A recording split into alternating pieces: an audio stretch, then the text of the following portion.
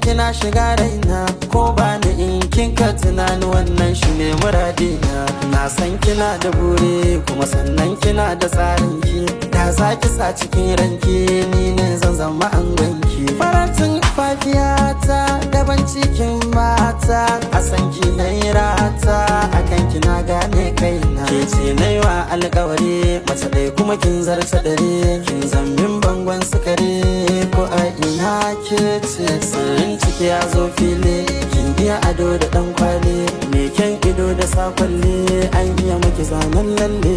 Tun da na same na huta saura sun ta kazanta.